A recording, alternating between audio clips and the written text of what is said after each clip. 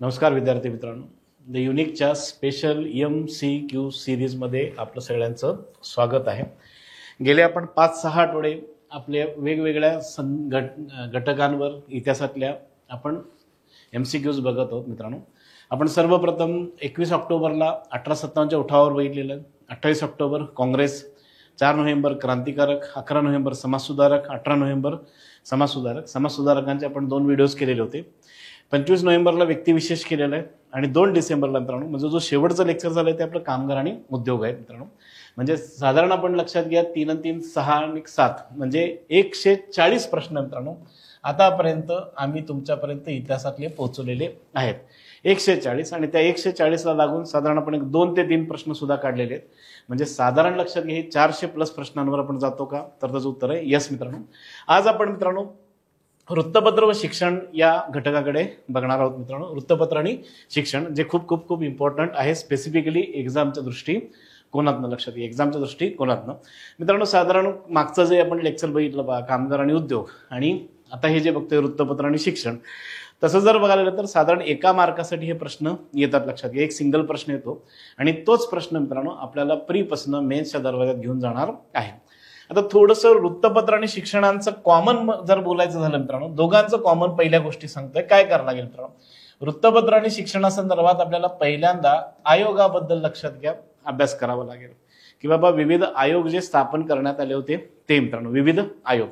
त्याच्यानंतर मित्रांनो इंग्रजांनी जे केलेले त्या संदर्भात कायदे आहेत मित्रांनो, त्या संदर्भात कायदे आहेत ते सुद्धा बघायला लागणार आहेत. मित्रांनो, एक एक्झाम्पल देतोय. वृत्तपत्रांचा सगळ्यात जुना कायदा 1799चा आहे मित्रांनो, 1799चा आहे. म्हणजे ब्रिटिश ईस्ट इंडिया कंपनीने तो केलेला आहे. आणि त्यावेळेस लक्षात घ्या महाराष्ट्र आणि बराचसा उत्तर भारतामध्ये मराठे पॉवरफुल होते, त्यावेळेस तो इंग्रजांनी केलेला कायदा आहे. म्हणजे कायदे सुद्धा बघायचे का यस. आणि तिसरं महत्वाचं म्हणजे मित्रांनो साधारण पहिल्या गोष्टी मित्रांनो म्हणजे पहिलं मराठी वर्तमानपत्र कोणाचं आहे, पहिलं लक्षात घ्या मराठी दैनिक कोणाचं आहे, पहिली शालेय शिक्षण संस्था कोणाची आहे, पहिल्या शिक्षणाविषयी मागण्या कुठल्या आहेत, पहिली मुलींची शाळा कोणाची वगैरे असे आपल्याला बघायला लागणार आहेत मित्रांनो इन डिटेल. आता मित्रांनो वर्तमानपत्राची स्पेशालिटी जर बोलायचं झालं, अलीकडचा जर ट्रेंड बघायला गेला तर ब्राह्मणेतर वर्तमानपत्रांवर काही प्रश्न या लागलेले आहेत मित्रांनो. ब्राह्मणेतर वर्तमानपत्रांवर मित्रांनो आता ब्राह्मणेतर वर्तमानपत्रांना साधारण 12 वर्तमानपत्रांना 1 डझन साधारण 12 वर्तमानपत्रांना छत्रपती शाहू महाराजांनी आर्थिक मदत केलेली होती. मित्रांनो, त्याविषयी जोड्या लावा या लागलेले आहेत. आता ब्राह्मणेतर वर्तमानपत्रांवर जोड्या लावा कसं येऊ शकतं, तर पहिली गोष्ट आहे ठिकाण डोक्यात ठेवावं लागेल. ठिकाण आता आपलं एक लॉजिक असं असतं, छत्रपती शाहू महाराज आहेत म्हणजे ठिकाण म्हणजे कुठलं, कोल्हापूर वाटतं, नाहीये मित्रांनो. वेगवेगळे ठिकाण आहेत, अगदी बडोद्यामध्ये सुद्धा आहे ठिकाण. त्यानंतर मित्रांनो भाषा, इंग्लिश आणि मराठी वर्तमानपत्र आहेत मित्रांनो, इंग्लिश आणि मराठी वर्तमानपत्र आहेत. आणि त्याचबरोबर मित्रांनो वर्तमानपत्राचं नाव आणि त्याचे संपादक मित्रांनो, वर्तमानपत्राचे नाव आणि त्याचे संपादक हे थोडंसं जास्त त्याच्यावर कॉन्सन्ट्रेट करा मित्रांनो. म्हणजे अलीकडचा ट्रेंड तो आहे मित्रांनो.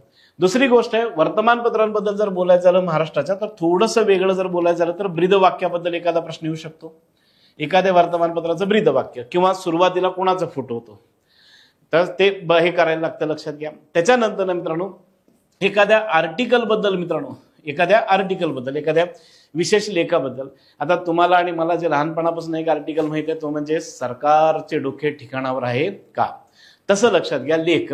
आणि सध्या लेखांमध्ये जर बोलायचं झालं तर थोडंसं सिरियसली बोलायचं झालं तर मित्रांनो ते आर्थिक विषयांवरच्या लेखांवर सुद्धा प्रश्न या लागलेली आहेत. मग लक्षात घ्या टीका असती. त्याच्यानंतर ना कुठल्या वर्तमानपत्राने कुठल्या गोष्टीचं समर्थन केलंय मित्रांनो. आता एक सिंपल आहे, लक्षात घ्या एक दादोजी आणि रखमाबाई प्रकरण आहे, आपण ते पुढे बघूयात. मग त्यामध्ये काही वर्तमानपत्रांनी दादोजीची बाजू घेतली आणि काही वर्तमानपत्रांनी रखमाबाईंची बाजू घेतली. रखमाबाई ज्या पहिल्या महिला प्रॅक्टिसिंग डॉक्टर आहेत रखमाबाई राऊत सावे. मग त्यांचं समर्थन कोणी केलं, आता समर्थनवाला एखादं जर असतील तर साहजिक आहे, लक्षात घ्या कुणीतरी काय करणार, विरोध सुद्धा कोणीतरी करणार मित्रांनो, मित्रांनो. मग आपल्याला ते सुद्धा बघायचं आहे मित्रांनो. हे वर्तमानपत्रांबद्दल झालं. शिक्षणाबद्दल जर झालं तर साहजिक आहे, लक्षात घ्या शैक्षणिक संस्थांबद्दल बघायला लागेल मित्रांनो. एक महत्वाची गोष्ट सांगू इच्छितोय, शिक्षणाबद्दल जर बोललं तर 1874 आता 1874 मी मुद्दामून म्हणतोय, आपण सध्या 2024 मध्ये आहोत, झालं अजून एक 20 दिवस आहेत आपल्याकडे मित्रांनो. म्हणजे या घटनेला, ज्या घटनेला 150 वर्ष होत आहेत, अशी एक संस्था, तसं जर बघायला गेलं तर ती भारतातली पहिली स्वदेशी शाळा आहे मित्रांनो, जी लक्षात घ्या वासुदेव बळवंत फडके यांनी, वासुदेव बळवंत फडके यांनी पुण्यात स्टार्ट केलेली होती. सुरुवातीचं नाव आहे पुणा नेटिव्ह इन्स्टिट्यूशन्स. मित्रांनो आजही ती शाळा चालू आहे, अगदी लक्षात घ्या, धूमधडाक्यात चालू आहे. शाळेचं खूप नाव आहे, नावाजलेली शाळा आहे. आज त्या शाळेला नाव आहे भावे हायस्कूल. लक्षात घ्या. मग एखादा प्रश्न त्या संदर्भात सुद्धा येऊ शकतो. आता बघा मित्रांनो, शिक्षण आहे आणि शिक्षण चालू करणारा कोण येतो तर ते क्रांतिकारक. लक्षात घ्या, ते कोण येतो? क्रांतिकारक. मग शैक्षणिक संस्था बघायला लागतील का? येस. शिक्षणावर अजून एक येत आहेत मित्रांनो, समाज सुधारकांचे, क्रांतिकारकांचे शिक्षण सुद्धा विचारलं जात आहे. लक्षात घ्या, शिक्षण सुद्धा विचारलं जात आहे. मागचा जर पेपर बघायला गेला तर डॉक्टर बाबासाहेब आंबेडकरांचा MA चा विषय कुठला म्हणून विचारला गेलेला आहे बघा मित्रांनो. म्हणजे आपण काय करतो, PhDचा विषय डोक्यात ठेवतो, डॉक्टर बाबासाहेब आंबेडकरांचा. MA चा सुद्धा आपल्याला बघायला लागणार आहे. लक्षात घ्या. त्यानंतर स्त्री शिक्षणाविषयी कार्य बघायला लागणार आहे मित्रांनो, त्यानंतर अस्पृश्यांच्या शिक्षणाविषयी सुद्धा कार्य आपल्याला बघायचं आहे. लक्षात घ्या. आणि त्यानंतर विविध शैक्षणिक संस्था बघायला लागतील मित्रांनो, त्यानंतर शिक्षणाविषयी आयोग बघायला लागतील मित्रांनो. आणि त्याचबरोबर लक्षात घ्या, शिक्षणाविषयी काही इंग्रजांनी ज्या समिती स्थापन केलेल्या आयोग होत्या त्या पुढे साक्ष कोणी दिली हे सगळं बघायला लागणार आहे.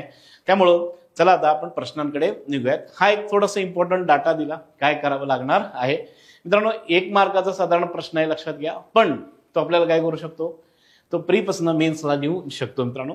तर पहिला प्रश्न बघूयात मित्रांनो, वृत्तपत्र ओळखा. लक्षात घ्या, वृत्तपत्र ओळखा. आता तसं जर बघायचं झालं मित्रांनो तर एखाद्या वर्तमानपत्राची क्वालिटी दिली जाते मित्रांनो. अजून एक गोष्ट मी म्हणजे रिक्वेस्ट करतोय तुम्हाला की बाबा, असा जर सिंगल लाईन म्हणजे पूर्ण PPT भरून जर प्रश्न आला तर प्रश्न वाचत असताना माझी रिक्वेस्ट असेल की बाबा वेळ स्वतः चेक करा, चला की बाबा किती वेळ लागतात. आता 1904 पासून या साप्ताहिकेचं रूपांतर दैनिकात झालं. दैनिक मित्रांनो, सत्य सौख्यनाथ ब्रीदवाक्य, मी म्हणालो बघा मित्रांनो, ब्रीदवाक्य. वृत्तपत्र म्हणजे दैनिक येतं, दैनिकाबरोबर लक्षात घ्या सायम दैनिक येतं. त्याच्यानंतर तुम्ही हा शब्द ऐकला असाल बघा, पाक्षिक आहे, त्यानंतर शब्द आहे मासिक आहे, त्यानंतर शब्द आहे साप्ताहिक आहे. बघा इथं सुद्धा आपलं मरण होऊ शकतं मित्रांनो, आणि अजून एक आहे त्रैमासिक मित्रांनो, 3 महिन्यानंतर निघणार, इथं सुद्धा आपलं मरण होऊ शकतं. त्यामुळे ती काळजी घ्यायची मित्रांनो. सत्य सौख्य ज्ञान हे ब्रीदवाक्य होतं. न्यायमूर्ती रानडे, गोपाळकृष्ण गोखले, विष्णूशास्त्री चिपळूणकरांनी या वृत्तपत्रात लेखन केलंय आणि याचे पहिले संपादक हरी नारायण आपटे होते मित्रांनो. आता तसं जर बघायला गेलं तर बघा, चारीच्या चारी जे ऑप्शन दिले ते ज्ञान ज्ञान ज्ञान आणि ज्ञान दिसते बघा. ज्ञानोदय, ज्ञानप्रकाश, ज्ञानसिंधू, ज्ञान विस्तार. मित्रांनो ह्याचं जे आन्सर आहे ते ज्ञानप्रकाश आहे. लक्षात घ्या, ह्याचं जे आन्सर आहे ते ज्ञानप्रकाश आहे. हे चालू करणारे व्यक्ती आहेत कृष्णाजी त्र्यंबक रानडे. हे भारत समाज सेवकाने चालवायला घेतलेलं होतं. लक्षात घ्या, भारत सेवक समाज गोपाळकृष्ण गोखल्यांनी चालू केलेला आहे. आणि फॉर युअर काइंड इन्फॉर्मेशन मित्रांनो, महात्मा गांधी याचे सदस्य नव्हते. भारत समाज सेवकाची स्थापना 1905 1905 आणि याला मवाळांचं मुखपत्रही म्हणायचे मित्रांनो. मवाळांच्या मुखपत्राच्या जागी मी जर नरम दलाचं मुखपत्र जरी म्हणलं, नरम दलाचे जरी म्हणलं तरी ते चालतं. लक्षात घ्या, तरी चालतं. त्यामुळं थोडंसं महाराष्ट्रातल्या वर्तमानपत्राबद्दल बोललेलं आहे. त्याच्यानंतर इथं थोडंसं बोलतोय ज्ञानोदय. मित्रांनो, ज्ञानोदयवर प्रश्न येऊन गेलेला आहे. ज्ञानोदय हे ख्रिश्चन मिशनऱ्यांनी महाराष्ट्रात ख्रिश्चन धर्माचा प्रसार करण्यासाठी नगरमधनं मित्रांनो, अहिल्यानगरमधनं स्टार्ट केलेलं हे वर्तमानपत्र आहे. आणि ऑलरेडी लक्षात घ्या, त्यावर एक प्रश्न आला होता. आय थिंक ते 175 वर्ष सेलिब्रेट करत असतानाचा प्रश्न आहे मित्रांनो. थोडंसं कन्फ्युज करण्यासाठी ज्ञानोदय, ज्ञानसिंधू आहे, नाव आहे, ज्ञानप्रकाश, ज्ञानविस्तार असं दिलेलं आहे मित्रांनो. आता आपण संपादकांचं नाव बघितलेलं आहे मित्रांनो आणि इन डिटेल त्याबाबतचं बघितलेलं आहे मित्रांनो. आता इथं थोडंसं वेगळं आहे मित्रांनो, इथे एक करेक्शन आहे, थोडंसं माफ करा, माझ्याकडनं राहिलेलं आहे. हिंदू पंच पाहिजे मित्रांनो, हिंदू पंच पाहिजे. लक्षात घ्या, डॅश हे हिंदू पंच या मराठीतील पहिले व्यंगचित्र असणारे व्यंगचित्र असणारे वर्तमानपत्राचे संपादक होते मित्रांनो. मित्रांनो व्यंगचित्र बहुतेक सगळ्यांना माहिती असेल बघा, कार्टून्स मित्रांनो, कार्टून. आता टाइम्स ऑफ इंडिया मधले बघा तुम्ही आर के लक्ष्मण प्रसिद्ध होते बघा मित्रांनो, आर के लक्ष्मण प्रसिद्ध होते. म्हणजे काय म्हणतात, एखादा लेख लिहिण्यापेक्षा एखादा कार्टून जर काढला तरी होतं बघा. आपल्याकडनं माहित असेल तुम्हाला बाळासाहेब ठाकरे कार्टूनिस्ट आहेत बघा, आणि राजसाहेब सुद्धा आहेत बघा मित्रांनो. तर हे थोडंसं वेगळं व्यंगचित्रांच्या आधारावर घेतलेलं आहे मित्रांनो. ह्याचे उत्तर आहे लक्षात घ्या, काशीनाथ फडके मित्रांनो. ह्याचं उत्तर जे आहे ते काशीनाथ फडके आहेत मित्रांनो. काशीनाथ फडकेंनी ते वर्तमानपत्राचे संपादक होते. हा थोडासा वेगळा दिलेला आहे मित्रांनो. सामाजिक सोडून, धार्मिक सोडून, आर्थिक सोडून, ब्राह्मणेतर वर्तमानपत्र सोडून, सत्यशोधक चळवळीचं वर्तमानपत्र सोडून, अस्पृश्योद्धाराचे वर्तमानपत्र सोडून थोडंसं वेगळं हे व्यंगचित्राबद्दल दिलेलं आहे, व्यंगचित्राबद्दल दिलेलं आहे. हे अधोरेखित करावं अशी एक रिक्वेस्ट असेल मित्रांनो, हे अधोरेखित करावं. नेक्स्ट येतं, सय्यद अहमद खान यांनी मुस्लिमांतील परंपरागत रूढींवर टीका करण्यासाठी कोणते वृत्तपत्र सुरू केले? सय्यद अहमद खानांवर प्रश्न असतोच मित्रांनो, सय्यद अहमद खानांवर प्रश्न असतोच, आणि त्या संदर्भात मित्रांनो हा वर्तमानपत्र आहे. तसं जर बघायला गेलं तर बघा, तहजीब ए अखलाक आहे, मिरतुल अखबार आहे, सुलतानुल अखबार आहे, अखबार ए हिंदुस्तान आहे. याचं उत्तर येतं तहजीब उल अखलाक. लक्षात घ्या, तहजीब उल अखलाक. त्यांनी त्याच्या मुस्लिमांमधल्या परंपरागत रूढींवर टीका केली होती. त्यांनी इंग्लिश मीडियममध्ये हे घ्यावं, पाश्चात्य शिक्षण घ्यावं अशी रिक्वेस्ट केलेली होती. त्यातनं त्यांनी अँग्लो ओरिएंटल कॉलेज स्टार्ट केलं बा अलीगडला, आणि पुढे ते तुम्हाला माहिती असेल अलीगड विद्यापीठ स्थापना झालेली आहे मित्रांनो. मिरतुल अखबार आपण बघितलेलं आहे मित्रांनो. मिरतुल अखबार हे भारतातलं पहिलं पर्शियन वृत्तपत्र मित्रांनो. पर्शियन, तुम्ही आणि मी ज्याला फारसी भाषा म्हणतो ते. सुरुवात करणाऱ्या व्यक्तींचं नाव राजाराम मोहन रॉय मित्रांनो. सुरुवात करणाऱ्या व्यक्तींचं नाव आहे राजाराम मोहन रॉय. आणि मित्रांनो ज्या वर्षी सुरुवात झालं त्याच्या पुढच्या वर्षीच लक्षात घ्या ते बंद झालेलं आहे. 1823च्या कायद्याला विरोध करण्यासाठी, साल बघा मित्रांनो, 1823, 200 वर्ष होत आहेत मागच्या वर्षी, तर त्याला विरोध करण्यासाठी त्यांनी ते बंद केलेलं होतं. अखबार ए हिंदुस्तान नाव आहे लक्षात घ्या. आणि सुलतानुल अखबार जर बघायला गेलात मित्रांनो, 1857च्या उठावाच्या दरम्यान हे वर्तमानपत्र होतं. लक्षात घ्या, हे वर्तमानपत्र होतं. आणि याचे जे संपादक आहेत लक्षात घ्या, फासावर गेलेले ते 1857च्या उठावातले ते पहिले संपादक आहेत.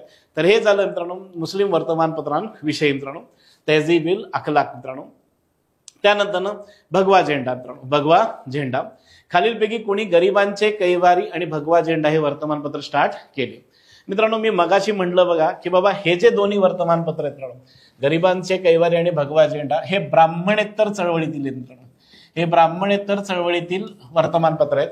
साधारण 12 वर्तमानपत्रांना छत्रपती शाहू महाराजांनी आर्थिक मदत केलेली होती. आता हे जे सगळी मंडळी आहेत मित्रांनो, अण्णासाहेब लठ्ठे असतील, कृष्णराव भालेकर असतील, दिनकरराव जवळकर असतील, बळवंतराव पिसाळ असतील मित्रांनो, हे ब्राह्मणेतर चळवळीतले पुढारीच आहेत मित्रांनो. अण्णासाहेब लठ्ठे हे लक्षात घ्या जैन हॉस्टेलचे रेक्टर होते. यांच्यामुळेच आपल्याला कर्मवीर भाऊराव पाटील भेटलेले आहेत.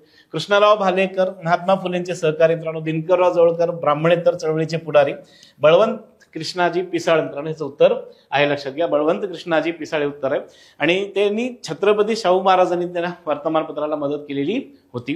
फक्त एक काम करायचं मित्रांनो, थोडंसं ठिकाण बघून घ्या, ठिकाण बघून घ्या. एखादा प्रश्न त्यावर सुद्धा येऊ शकतं मित्रांनो. आता थोडंसं शिक्षणाविषयी घेऊयात. वर्तमानपत्र शिक्षण थोडं बघूयात मित्रांनो. खालीलपैकी कोणत्या संस्थेला हिंगणे स्त्री शिक्षण संस्था म्हणून ओळखले जाऊ लागले? मित्रांनो महर्षी कर्व्यांच्या स्त्री शिक्षण संस्थेबद्दल जर बघायचं झालं, महर्षी कर्वेंच्या. आता महर्षी कर्वे म्हटलं की आपण बघा लगेच एकच गोष्ट डोक्यात येते, ती म्हणजे काय? म्हणजे बऱ्याचशा मुलांच्या SNDT मित्रांनो. SNDT म्हणजे भारतातलं पहिलं महिला विद्यापीठ, 1916 मित्रांनो. आज त्याला बऱ्याचशा ठिकाणी MKSSS सुद्धा म्हटलं जातं, महर्षी कर्वे स्त्री शिक्षण संस्था.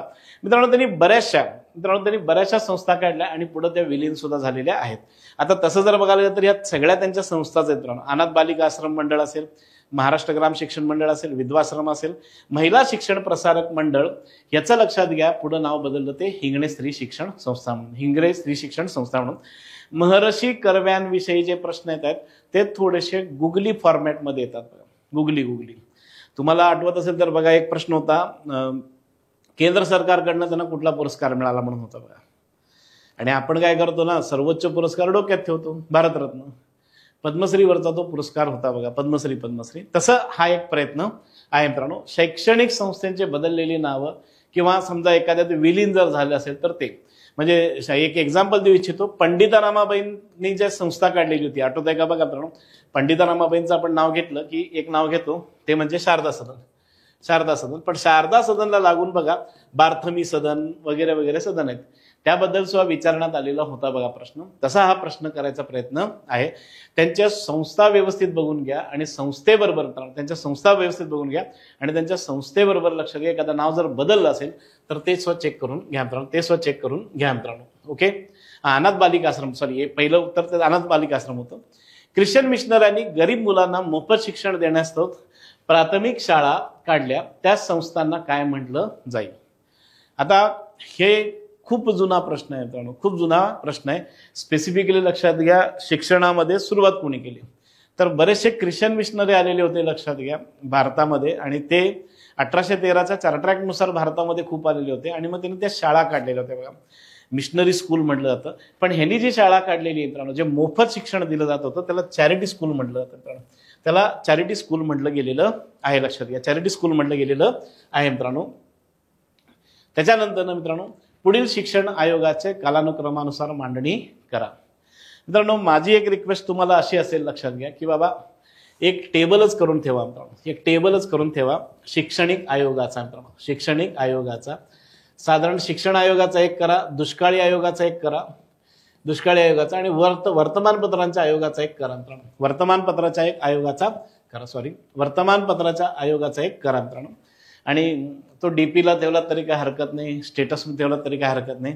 जाता येता बघणं होईल, लक्षात घ्या. जाता येता बघणं होईल मित्रांनो. आता या प्रश्नाला अनुसरून काही प्रश्न काढतोय ते सुद्धा बघून घ्या. आता आपण इथे लावलाय तो कालानुक्रम. तुम्हाला जर आठवत असेल तर चेक करा. तुम्ही पहिले जर व्हिडिओ जर बघितला असाल, पहिले फ्रॉम द फर्स्ट, लक्षात घ्या. आय थिंक हा 7वा आहे मित्रांनो, 8वा आहे. कन्सेप्ट अशी आहे, लक्षात घ्या. आपल्याला थोडीशी अडचण कुठे येणार आहे माहिती आहे का मित्रांनो? कालानुक्रमाला येणार आहे, लक्षात घ्या. कालानुक्रमाला येणार आहे, कालानुक्रमाला. कारण साल बघायला लागतात आणि कधी कधी लक्षात घ्या एकाच सालातले 2 सुद्धा देतात. मग एखादी जानेवारीतली घटना असते, एखादी मार्च एप्रिल मधली असते मित्रांनो. आता रॅली, आता मी मगाशी म्हटल्यासारखं अजून एक प्रश्न याच्यात तयार करू शकतो की बाबा हे आयोग कुठल्या कुठल्या व्हाईसरॉयने नेमलंय ते सुद्धा लिहून काढा मित्रांनो, ते सुद्धा लिहून काढा, तो सुद्धा होऊन जाईल. आता हंटर कमिशन म्हटलं की खूप जणांना माहित असेल, हंटर कमिशन जालियनवाला बाग हत्याकांडावर सुद्धा आहे. हे आधीच्या एका लेक्चरमध्ये मी बोललेलो आहे. 1919 मधलं एक आहे आणि हा लक्षात घ्या 1882 मधला एक आहे, लक्षात घ्या. ह्याच्यावर आपण ऑलरेडी एकदा चर्चा केलेली आहे मित्रांनो. उडचा खलिता सगळ्यात जुना आहे, माहित असेल. ज्याच्या बेसवर भारतामध्ये विद्यापीठाची स्थापना झालेली आहे बघा मित्रांनो. तर पहिलं साहजिक आहे ते येतं मित्रांनो ड येतं आणि हे उत्तर 1 येतं मित्रांनो. रॅलीची जर कोणी स्थापना केली असेल तर ती कर्जनने केली होती मित्रांनो. सॅडलर आयोगाची स्थापना लक्षात घ्या, व्हाईसरॉय बघून घ्या. हंटर आयोगाची स्थापना व्हाईसरॉय बघून घ्या, रिप्पन होता का, त्यानंतर लक्षात घ्या लिट्टन होता का, हे बघून घ्या मित्रांनो. ह्याचं उत्तर जे असेल ते पहिलं आहे मित्रांनो. इथं साल दिलेलं आहे बघा. इथं 1848 पाहिजे मित्रांनो, इथं 1848 पाहिजे. बाकी सगळं बरोबर आहे मित्रांनो, जमतंय. सॅडलर आयोग असेल, हंटर आयोग असेल, रॅली असेल. मग हंटर आयोगासमोर साक्ष कोणी दिली त्याच्याबद्दल आपण मागच्या एका लेक्चरमध्ये चर्चा केलेली आहे मित्रांनो, आता थोडंसं वेगळं येतोय, परत महाराष्ट्रात मित्रांनो. मुंबई प्रांताच्या कायदे मंडळाने प्राथमिक शिक्षण सक्तीचा करणारा एक कायदा संमत केला, परंतु ते केव्हापासून सक्तीचं करणार व सक्ती करण्याची जबाबदारी कुणाची हे नक्की नसल्यामुळे त्यावर डॅश यांनी कडक टीका केली. मित्रांनो, एक प्राथमिक शिक्षण सक्तीचं करायचं केंद्र सरकार आणि मुंबई सरकारने शब्द दिला होता की आम्ही करणार म्हणून, पण ते इम्प्लिमेंट करत नव्हते. आणि मग ते कसं करणार, म्हणजे प्राथमिक शिक्षण जर सक्तीचं करायचं तर प्लॅन काय असणार आहे, ते जबाबदारी कुणाची, मग केंद्राची, प्रांताची का तिथल्या जिल्ह्याची, ह्याच्याबद्दल इन डिटेल जर कोणी भाषण केलेलं असेल तर ते होते, आणि टीका जर कोणी केली असेल तर ते होते डॉक्टर बाबासाहेब आंबेडकर. डॉक्टर बाबासाहेब आंबेडकरांच्या शिक्षणाविषयी विचारांवर सुद्धा एखादा प्रश्न येऊ शकतो. आता ह्याच्याबद्दल थोडंसं बॅकग्राऊंड जर बोलायचं झालं ह्याच्याबद्दल तर लक्षात घ्या, गोपाळकृष्ण गोखले यांनी बडोदा संस्थानामधल्या प्राथमिक शिक्षण सक्तीचा प्रयोग बघितला होता, जो यशस्वी झाला होता. मग तसा तो त्यांनी तसा बिल आणलं होतं प्रांतिक कायदे मंडळात, तसं एक बिल आणलं होतं प्रांतिक कायदे मंडळात की बाबा मुंबई प्रांतात सुद्धा सक्ती शिक्षण व्हावं. पण त्यावेळेस लक्षात घ्या, मॉर्लेने त्यांना शब्द दिला किंवा थोडंसं हे करा, मागं हे घ्या, आम्ही त्याच्यावर प्रयत्न करू. आता त्यांनी तो दिलेला शब्द होता किंवा आम्ही प्राथमिक शिक्षण सक्तीचं आणि मोफत करू, पण त्याची इम्प्लिमेंटेशन झालं नव्हतं. त्यामुळे डॉक्टर बाबासाहेब आंबेडकरांनी त्यावर टीका केलेली आहे. वामन शिवराम आपटे हे लोकमान्य टिळकांबरोबर होते, लक्षात घ्या, न्यू इंग्लिश स्कूलच्या संस्थापक. आणि रँगलर परांजपे हे फर्ग्युसन कॉलेजचे प्राचार्य होते. मित्रांनो, फर्ग्युसन कॉलेजचे प्राचार्य होते. हेच ते प्राचार्य आहेत ज्यांनी 1905 साली स्वतंत्रवीर सावरकरांना फर्ग्युसन कॉलेजच्या हॉस्टेलमधनं काढलं होतं. कारण स्वतंत्रवीर सावरकरांनी भारतातली पहिली परदेशी वस्तूंची होळी पुण्यामध्ये केलेली होती. मित्रांनो, हे सगळे शिक्षणाविषयी तज्ज्ञ आहेत का? तर त्याचं उत्तर आहे यस. डॉक्टर बाबासाहेब आंबेडकरांविषयी शिक्षणाविषयी विचार एकदा वाचून घ्या मित्रांनो, शिक्षणाविषयी विचार, कारण त्याच्यावर एखादा प्रश्न अपेक्षित आहे. आणि अजून एक आहे, डॉक्टर बाबासाहेब आंबेडकरांच्या आर्थिक विचारावर सुद्धा, म्हणजे एखादी टीका टिप्पणी जर सरकारच्या धोरणावर केली असेल किंवा एखादं सजेशन जर केलं असेल तर तो सुद्धा प्रश्न या लागलेला आहे मित्रांनो. त्यानंतर व्हायसरॉय कर्जनच्या काळातील रॅले आयोगाचा संबंध कशाशी होता? लक्षात घ्या, रॅले आयोगाचा संबंध कशाशी होता मित्रांनो. आता रॅले आयोग जर कोणी स्थापन केलं होतं तर ते कर्जनने केलं होतं. मित्रांनो, कर्जनचा जर कार्यकाळ बघायला गेला तर तो 1899 ते 1905 होता. कर्जन हा भारतातील एकमेव व्हायसरॉय होता ज्याचा दक्षिण एशियाविषयी सगळ्यात जास्त अभ्यास होता. आणि त्यांनी एक बघितलेलं होतं की भारतातली जी स्वतंत्र चळवळ आहे त्या चळवळीला एक पाठिंबा कुठं नजर मिळत असेल तर तो विद्यापीठातनं मिळतोय, विद्यापीठातल्या विद्यार्थ्यांकडनं मिळतोय. मग समवेर विद्यापीठे सरकारच्या ताब्यात यावी म्हणून ती रॅले आयोगाची स्थापना केलेली होती. ती उच्च शिक्षणाविषयी आयोगाच्या कार्यक्षेत्रात प्राथमिक व माध्यमिक शिक्षणाचा अंतर्भाव होता. लक्षात घ्या, उच्च शिक्षणाविषयीचा तो होता. आणि त्यांनी बऱ्यापैकी भारतातली विद्यापीठ रॅले आयोगाच्या मार्फत भारतातली बरीचशी विद्यापीठं, म्हणजे सगळीच विद्यापीठं भारतातील रॅले आयोगाच्या नुसार सरकारीकरण केलेलं आहे मित्रांनो. आता इथं मित्रांनो शिक्षण आहे, शिक्षणाबरोबर लक्षात घ्या काँग्रेस आहे आणि मुद्दे हे थोडंसं काय म्हणतो आपण व्याप्ती वाढवण्याचा प्रयत्न आहे मित्रांनो. प्रश्न वाचायला वेळ लागतो, लक्षात घ्या. आणि माझी आता तुम्हाला सगळ्यांना रिक्वेस्टच आहे, आलो आपण आता जवळजवळ 5 जानेवारीपर्यंत आलोच, लक्षात घ्या. तर त्यामुळं टाइम मॅनेजमेंट बघणं सुद्धा आपल्याला गरजेचं आहे मित्रांनो. 1906च्या कलकत्ता काँग्रेस अधिवेशनात काँग्रेसने स्वीकारलेले चतुर्सूत्री राष्ट्रीय शिक्षणाची व्याख्या खालीलपैकी कशात केली? नंबर 1 राष्ट्रीय स्तरावर दिले जाणारे, नंबर 2 राष्ट्रीय पद्धतीने दिले जाणारे, नंबर 3 राष्ट्रीय गरजा भागवणारे, नंबर 4 राष्ट्रीय अधिकाराखाली असणारे. मित्रांनो, सगळ्यांना बॅकग्राऊंड माहित असेल, 1905ला बंगालची फाळणी झालेली होती.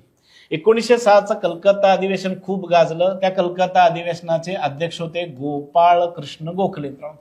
कलकत्ता अधिवेशनाच्या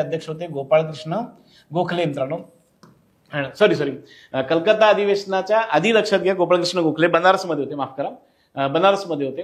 मग त्या अधिवेशनामध्ये टिळकांनी चतुर्सूत्री आणलेली होती. चतुर्सूत्री स्वराज्य, स्वदेशी, राष्ट्रीय शिक्षण आणि बहिष्कार लक्षात घ्या. मग त्याचं डेफिनेशन करत असताना राष्ट्रीय शिक्षण म्हणजे काय, त्यामध्ये लक्षात घ्या राष्ट्रीय स्तरावर दिले जाणारे हे बरोबर आहे, राष्ट्रीय गरजा भागवणारे बरोबर होतं, राष्ट्रीय अधिकाराखाली असणारे आणि राष्ट्रीय पद्धतीने दिले जाणारे. मित्रांनो, याचं उत्तर अ ब कड आहे, लक्षात घ्या. अ ब कड आहे. थोडंसं लक्षात घ्या, राष्ट्रीय शिक्षणाची डेफिनेशन हे केलेली आहे. मित्रांनो, टिळकांचं आणि स्पेसिफिकली जहालांचं स्वराज्य, स्वदेशी, बहिष्कार आणि राष्ट्रीय शिक्षण ही चतुर्सूत्री होती. तर मवाळांचं लक्षात घ्या बहिष्कार आणि लक्षात घ्या राष्ट्रीय शिक्षणाला विरोध होता मित्रांनो. मग हे लक्षात घ्या, थोडंसं इन डिटेल शिक्षणाविषयी देण्याचा प्रयत्न आहे मित्रांनो. मी मगाशी म्हटल्यासारखं लक्षात घ्या वर्तमानपत्र. आपल्याकडे मित्रांनो बरेचशी प्रकरणं गाजलेली आहेत, लक्षात घ्या. मग एखादं वर्तमानपत्र ते लावून धरतं वगैरे मित्रांनो, बरोबर आहे. आता तसंच एक प्रकरण आपल्याकडे होतं रखमाबाई दादोजी खटला. मित्रांनो, रखमाबाई या लहान होत्या, लक्षात घ्या. त्यांचं एका मोठ्या व्यक्तीशी लग्न झालं तर दादोजीशी, आणि त्यांनी सरळ लक्षात घ्या त्यांच्याबरोबर संसार करायला नकार दिलेला होता. मग ते प्रकरण कोर्टात गेलं. मग यामध्ये मावाळ आणि जहालांचे 2 गट पडले. दादोजींकडनं लक्षात घ्या टिळक होते, तर रखमाबाईंकडनं लक्षात घ्या न्यायमूर्ती रानडे होते, गोपाळकृष्ण गोखले होते, इत्यादी मंडळी होती, लक्षात घ्या. मग हे दोघंही आगरकर सुद्धा होते मित्रांनो, आगरकर सुद्धा होते मित्रांनो. हे दोघंही लक्षात घ्या एकमेकांवर टीका करायचे, दोघेही एकमेकांवर टीका करायचे. आणि त्याच दरम्यान लक्षात घ्या रखमाबाईंनी सुद्धा आपली बाजू मांडलेली आहे अ हिंदू लेडी नावाने, आणि त्यांनी द टाइम्स ऑफ इंडियामध्ये केलेलं मित्रांनो, द टाइम्स ऑफ इंडियामध्ये लेखन केलेलं आहे मित्रांनो. असा सुद्धा एखादा प्रश्न अपेक्षित धरून चालूयात मित्रांनो, असा एखादा प्रश्न अपेक्षित धरून चालूयात मित्रांनो. आता थोडंसं वेगळं मित्रांनो शिक्षणाविषयी, थोडंसं वेगळं शिक्षणाविषयी मित्रांनो. भारतातील औद्योगिक शिक्षणाच्या प्रगतीसाठी यांनी इंडस्ट्रियल रिव्ह्यू आणि शिल्पकला विज्ञान ही पत्रे सुरू केली. मी रिपीट करतोय, लक्षात घ्या, हे शिक्षणाविषयी सुद्धा येतं आणि वर्तमानपत्रांविषयी सुद्धा येतं.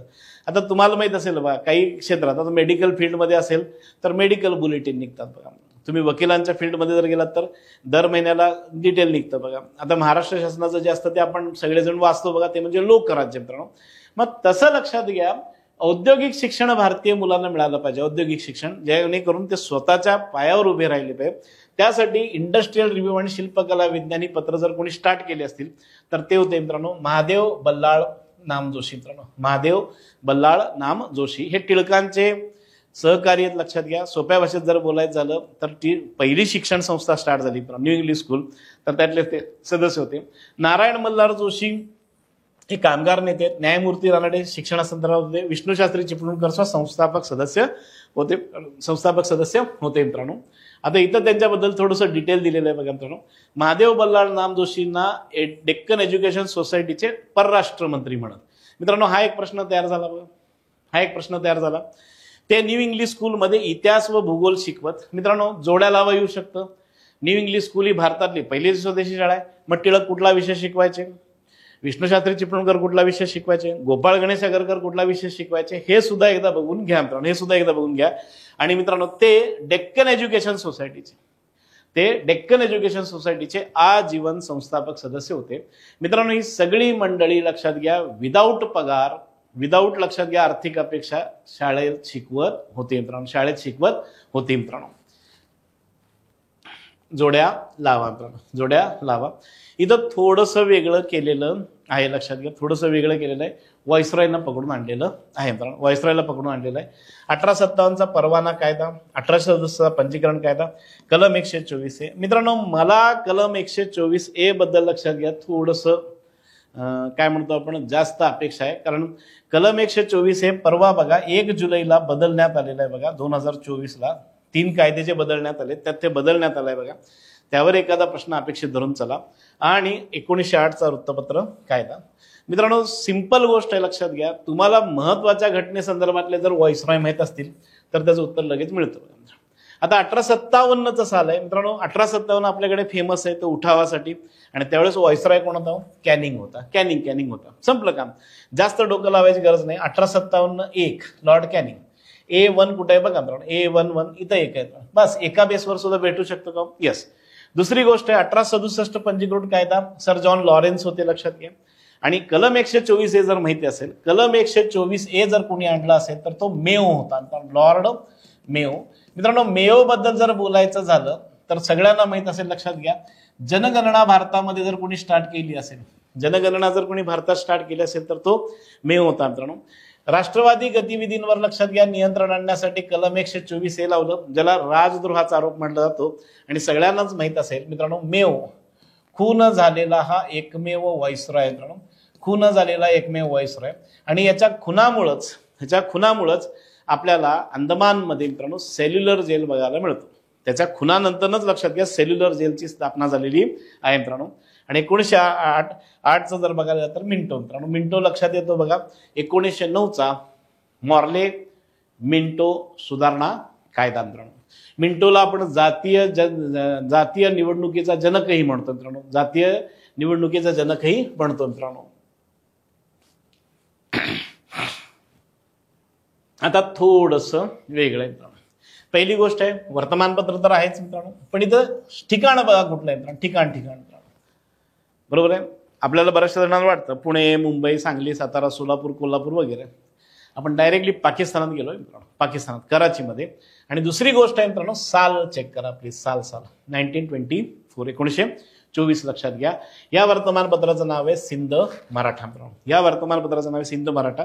मित्रांनो, कराची आणि लाहोरमध्ये लक्षात घ्या बऱ्याचशा मराठी फॅमिली राहत होत्या. बऱ्याचशा अगदी एक 10 वर्षापूर्वीपर्यंत लाहोरमध्ये लक्षात घ्या त्या मराठी शाळेचा बोर्ड सुद्धा होता. मराठी शाळेचा बोर्ड म्हणजे शाळा सुद्धा होती का? तर त्याचं उत्तर आहे यस मित्रांनो. तर सिंध मराठा हे साप्ताहिक रामचंद्र सावंतांनी सुरू केले होते. रामचंद्र सावंत. पहिला नवीन प्रश्न भेटला बघा. सिंध मराठा हे वर्तमानपत्र कोणी स्टार्ट केलं? सिंध मराठा हे वर्तमानपत्र कोणी स्टार्ट केलं? वर्गणी गोळा करण्यासाठी वर्तमानपत्र चालवायचं लक्षात घ्या. मग वर्गणी गोळा करण्यासाठी स्वयंसेवक नेमले होते. म्हणजे ते स्वयंसेवक घरोघरी जाऊन लोकांकडनं जाऊन वर्गणी गोळा करायचे. मराठा एज्युकेशन सोसायटीची सुद्धा त्यांनी स्थापना केलेली होती. मराठा एज्युकेशन सोसायटी कराचीमध्ये. आणि वचन काय होतं? जनसेवा ही जी सेवा यावीन दुसरा धर्म न ठावा. वचन. आता सिंध मराठाचा वचन काय होतं असं म्हटलं तरी चालतं. मराठा एज्युकेशन सोसायटीचं वचन काय होतं हे सुद्धा स्टार्ट होतं. मराठा एज्युकेशन सोसायटी स्थापना कोणी केली ही ते प्रश्न येऊ शकतो. आणि मराठा एज्युकेशन सोसायटी आणि सिंध मराठाची स्थापना कुठल्या गावी झाली हा सुद्धा प्रश्न येऊ शकतो. जमतंय? म्हणजे एकाच प्रश्नात बघा 3-4 प्रश्न तयार झालेले आहेत. ह्याच्यावर थोडंसं जास्त कॉन्सन्ट्रेट करा मित्रांनो. कर्मवीर या पाक्षिकाचे संपादक कोण होते मित्रांनो? कर्मवीर देण्याचं एक कारण सांगतोय. बहुतेक मी मागच्या लेक्चरसह बघितलंय बघा मित्रांनो. कर्मवीर भाऊराव पाटलांवर कर्मवीरायण नावाचा एक चित्रपट आलेला होता बघा. आलेला होता कर्मवीर भाऊराव पाटलांच्या जीवनावर. मग ते कर्मवीर असं नाव म्हटलं की साहजिक आहे लक्षात घ्या बऱ्याचशा जणांचं लक्ष कुठं जाऊ शकतं? कर्मवीर भाऊराव पाटलांकडे जाऊ शकतं. नाहीये मित्रांनो. कर्मवीर भाऊराव पाटलांनी कर्मवीर नावाने स्टार्ट केलेलं नव्हतं. अण्णासाहेब लट्टे त्यांचे जैन सहकारी होते. ह्यांच्यामुळेच कर्मवीर भाऊराव पाटील झाले असं म्हटलं तरी चुकीचं ठरत नाही. लक्षात घ्या मित्रांनो. याचं उत्तर आहे ते शि.आ. भोसले आहे मित्रांनो. शि.आ. भोसले आहेत मित्रांनो. कर्मवीर हे पाक्षिक आहे मित्रांनो. पाक्षिक 15 दिवसांनी निघणार मित्रांनो. जमतंय? तर ते मित्रांनो शि.आ. भोसले यांनी स्टार्ट केलेलं होतं मित्रांनो. 1 ऑक्टोबर जमतं का बघा मित्रांनो. 1 ऑक्टोबर 1925. पुढच्या वर्षी 100 वर्ष. तुमचा पेपरचा पुढच्या वर्षीच आहे. आणि एक कोल्हापुरात नाही. पहिल्या पानावरच लक्षात घ्या शाहू महाराजांचा फोटो होता. शाहू महाराजांचा. आणि ब्राह्मणेतर चळवळीतलं हे वर्तमानपत्र आहे. आता साहजिक आहे कोल्हापूर म्हटलं की 90% वर्तमानपत्र हे ब्राह्मणेतर चळवळीतलेच असणार मित्रांनो. ब्राह्मणेतर चळवळीतलीच असणार मित्रांनो. आता थोडंसं वेगळं. भारतातील पहिली संपादकांची परिषद घेण्यासाठी कोणी पुढाकार घेतला? मित्रांनो, लिट्टन नावाचा एक व्हाईसरॉय होता. सगळ्यांना माहित असेल लिट्टन व्हाईसरॉय लिट्टन. त्याने एक कायदा केला होता. तो म्हणजे स्थानिक भाषेतील वृत्तपत्र कायदा. ज्याला बरेचसे जण वर्नॅक्युलर प्रेस ऍक्ट म्हणतात बघा मित्रांनो. तर त्याच्यानुसार झालं काय होतं? तर तुम्ही जर तुमच्या लोकल भाषेतनं जर टीका टिप्पण्या वगैरे जर केलात तर वर्तमानपत्र जप्त व्हायचं, डिपॉझिट जप्त व्हायचं, प्रिंटिंग प्रेस जप्त व्हायचं, संपादकाला शिक्षा व्हायची.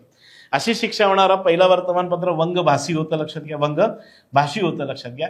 इव्हन टिळकांना त्याच्या संदर्भात अटक झालेली होती पुढे मित्रांनो. मग याच्या विरोधात आवाज उठवला पाहिजे म्हणून मित्रांनो त्या काळात सार्वजनिक काका म्हणजेच जोशी म्हणजेच मित्रांनो गणेश वासुदेव जोशी व न्यायमूर्ती रानडे यांनी मित्रांनो संपादकांची एक परिषद भरवली कलकत्त्यात. आणि मित्रांनो तिथंच असं आपण म्हणू शकतो की बाबा भारतातली पहिली प्रेस मित्रांनो. प्रेस म्हणजे माहित असेल तुम्हाला लक्षात घ्या पत्रकार परिषदही भरलेली होती मित्रांनो. या कायद्याला विरोध सुरेंद्रनाथ बॅनर्जींनी केलेला आहे. कालीनाथ रॉय हे लक्षात घ्या त्या काळात सहसंपादक म्हणून होते. टिळकांची जस्ट सुरुवात होती. तर भारतातली पहिली संपादकांची परिषद आणि पहिली प्रेस मीट मित्रांनो म्हणजे पत्रकार परिषद जर कोणी भरवली असेल तर ती सार्वजनिक काकांची होती. आणि त्यांच्या मागे लक्षात घ्या कल्पना कोणाची होती? न्यायमूर्ती रानडे यांची मित्रांनो. आता साल दिलेलं आहे बघा मित्रांनो 14 जानेवारी 1878. लिट्टनचा भारतीय भाषा वृत्तपत्र कायदा होता आणि पाठिंबा मी मगाशी म्हटल्यासारखं न्यायमूर्ती रानडेंचा मित्रांनो. जमताय? अयोग्य नाही मित्रांनो. अयोग्य नाही थोडंसं इथं बघून घ्या मित्रांनो. अयोग्य नाही म्हणजे सोप्या भाषेत काय हो? योग्य आहे. लक्षात घ्या. Calcutta Madrasa Warren Hastings 1781. Bengal Asiatic Society Sir William Jones 1784. Sanskrit college Banaras Jonathan Duncan 1798 आणि हिंदू बालिका विद्यालय बेथून आणि ईश्वरचंद्र विद्यासागर 1849. मित्रांनो सगळे याच्या सगळे बरोबर आहेत. मित्रांनो हे सुरुवातीच्या शाळा आहेत, लक्षात घ्या. हे सुरुवातीच्या शाळा आहेत, लक्षात घ्या. हेजिटिंग्सने 1781 साली कलकत्ता मदरसाला मदत सुद्धा केली होती. बंगाल एशियाटिक सोसायटीतनं भारताच्या इतिहासाचा अभ्यास स्टार्ट झाला मित्रांनो 1784 साली सर विलियम जोन्समुळं. जोनाथन डंकनने संस्कृत कॉलेज स्टार्ट केलं होतं बनारसला. याला राजाराम मोहन रायने विरोध केलेला होता मित्रांनो. आणि हिंदू बालिका विद्यालय कलकत्त्यामध्ये बेथून मित्रांनो, पुढे याचं नाव बेथून कॉलेजने सुद्धा झालेलं आहे बघा. आणि बेथून कॉलेजने आपल्याला भारतातल्या पहिल्या 2 महिला ग्रॅज्युएट दिलेल्या आहेत मित्रांनो. परत एकदा कालानुक्रम आलेला आहे मित्रांनो, परत एकदा कालानुक्रम आलेलं आहे. मी रिपीट करतोय, लक्षात घ्या. कालानुक्रमवर प्रश्न थोडासा टफ जातो. राधाकृष्णन आयोग जर बघायचं गेलं तर मित्रांनो हे स्वतंत्र भारतातलं आहे, लक्षात घ्या. हंटर आयोगाबद्दल आपण मगाशीच हे केलं. सॅडलर आयोगाबद्दल मगाशीच केलं. सार्जंट आयोगाचं नाव बघितलं. वर्धा शिक्षण आयोग योजना जी होती ती महात्मा गांधींची होती मित्रांनो. वर्धा शिक्षणची योजना होती ती महात्मा गांधींची होती, लक्षात घ्या. महात्मा गांधींची. राधाकृष्णन आयोगावरनंच आज UGC आहे मित्रांनो. आणि आय थिंक परवा MPSCला सुद्धा नाही, कोठारी आयोगावर होतं, माफ करा, राधाकृष्णन आयोगाचं. ह्याचं उत्तर जे आहे ते इथं दिलेलं आहे बघा मित्रांनो.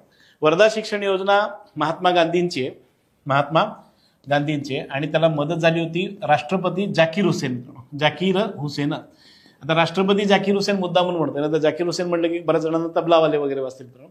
सार्जंट योजना 1944 इंग्रजांनी जाता जाता आणलेली, वेवलच्या दरम्यानची.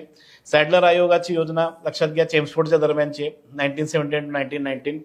राधाकृष्णन आयोग स्वतंत्र भारत झाल्या मित्रांनो, ज्याला यावर्षी 75 वर्ष होत आहेत बघा मित्रांनो, 75 वर्ष होत आहेत. UGC हा शब्द ऐकला असाल बघा, युनिव्हर्सिटी ग्रँट कमिशन हा शब्द ऐकला असाल बघा, तर त्याचं मित्रांनो.